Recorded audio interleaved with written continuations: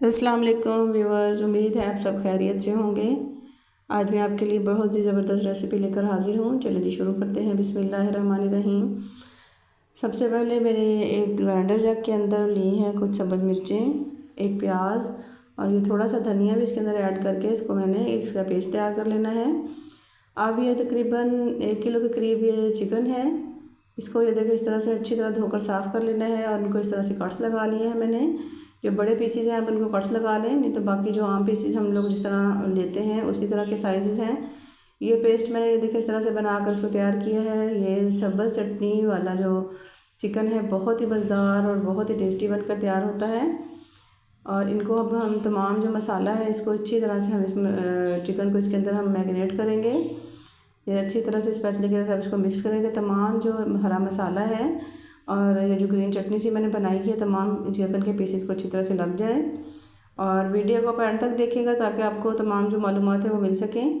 और मेरे चैनल को लाइक करें, सब्सक्राइब करें और शेयर करें। अब कुछ स्पाइसेस हम इसके अंदर ऐड करेंगे, जिसमें मैंने नमक ऐड किया है।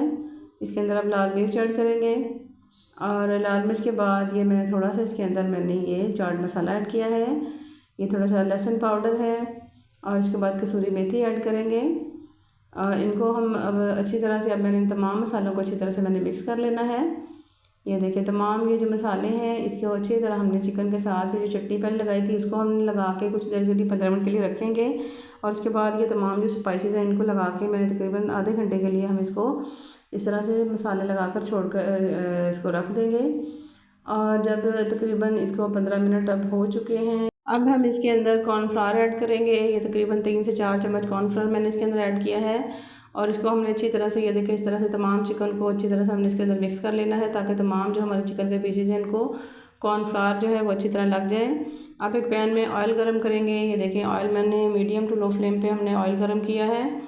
और अब इसके अंदर जो मैंने चिकन के पीसेज रखे हुए थे कॉर्नफ्लावर और तमाम मैरिनेशन के साथ, इनको हम इसके अंदर 1 बाय 1 ऐड करते जाएंगे।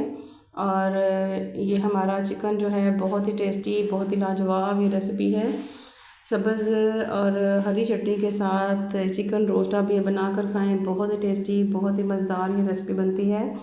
और बहुत ही कम वक्त में हम इसको बनाकर तैयार कर लेते हैं। अगर आपके मेहमान अचानक से आते हैं या आप घर में अपने बच्चों के लिए बनाना चाहते हैं तो आप इस तरह से बनाएं। बहुत ही टेस्टी, बहुत ही ये स्पाइसी रेसिपी है और बहुत ही मज़ेदार बनकर तैयार होते हैं।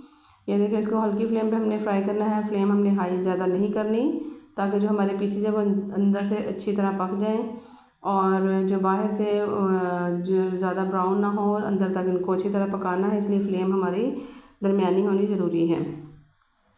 ये देखिए जी इनकी मैंने साइडें चेंज कर दी थी। हमारा तकरीबन ये चिकन ये जो था ये मैंने जो 5 पीसेस डाले हुए थे ये तकरीबन पक चुके हैं। बहुत ही टेस्टी और बहुत ही इसकी जो लुक है बहुत ही डिलीशियस आप देख रहे हैं और बहुत ही मज़ेदार, इसका टेस्ट भी कमाल का था। आप इसको एक दफ़ा ज़रूर ट्राई कीजिएगा।